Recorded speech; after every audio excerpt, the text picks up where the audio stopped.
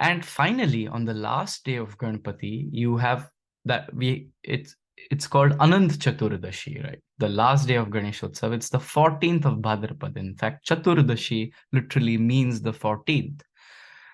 And what happens on Anant Chaturdashi is a question you might ask. Well, Visarjan, Ganesh Visarjan happens on Anant Chaturdashi, and Anant Chaturdashi Visarjan involves the immersion of Ganesh idols back into the sea. That is part of the cyclic nature of Ganeshotsav, where you get the idol on the first day, but at the end, the Ganesh goes back to the sea where he came from, and he'll be back next year. And you see similar immersion traditions in other festivals as well, most notably in Durga Puja on the other side of India in Bengal.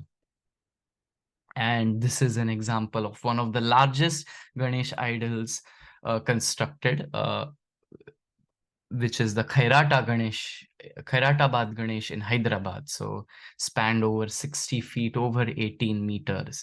This is an example of a picture of that Ganesha's Visarjan. And this Visarjan process, that is almost, you could say, the crescendo, the peak, the climax of the Ganeshotsav celebrations happening on the last day. That's when those millions of people throng the streets. Here you can see an example of those tall, massive Ganesh Murtis, idols in Mumbai, and people out there on the streets celebrating these Visarjan processions. And they're huge in scale, they're massive. Jnana Prabodhini also takes part in Ganesh Visarjan processions. In fact, as we just talked about it, we have a rich history of pioneering the Dhol Tasha Pathaks of Pune during Ganeshotsav. Here you can see Jnana Prabodhini's female and male pathaks on the streets. And in fact, you can also check out our videos on YouTube and live streams going on right now during Ganeshotsav of Jnana Prabodhini's pathaks during its Visarjan processions. So this is the massive scale of Ganeshotsav.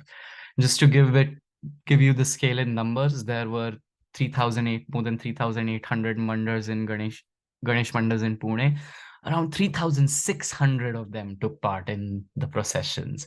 And there are about more than 17,700 Ganesh mandals in Mumbai, and more than 6,600 of them took part in the Visarjan procession. So it's a truly massive occasion, thousands, millions of people on the streets.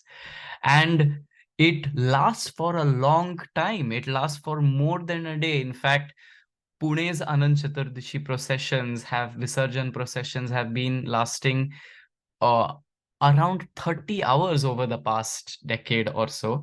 You can see how these processions came to an halt during the COVID-19 pandemic, but they were back with a bang. In fact, last year in 2022, Pune's Anant Chaturdashi procession lasted up to 31 hours, beating the record of the previous so many years.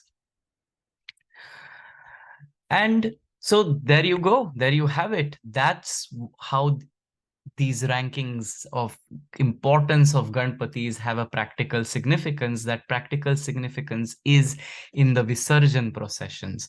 The rank, the order of honor of these Ganpatis in Pune, the of man in which they come, that determines the order in which they get to be in the final Visarjan processions. And be that as it may, because it's a huge procession where there are lots of idols being immersed. In fact, in Mumbai, there were almost 2 lakh idols that were immersed in 2022. And I should mention that only about 6,000 of these, less than 7,000 of these idols were coming from Ganesh mandals. So it's a pretty small number.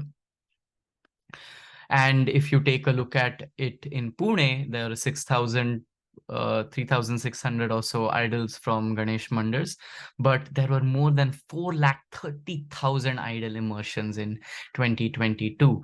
And that is more than twice the amount of Ganesh idols immersed in Mumbai. So Pune, even though has a smaller population than Mumbai, the scale of Ganeshotsav in Pune beats that of Mumbai's hands down. And that part of it goes to Pune being the cultural capital of Maharashtra, involved in many Marathi traditions, such as Ganeshotsav.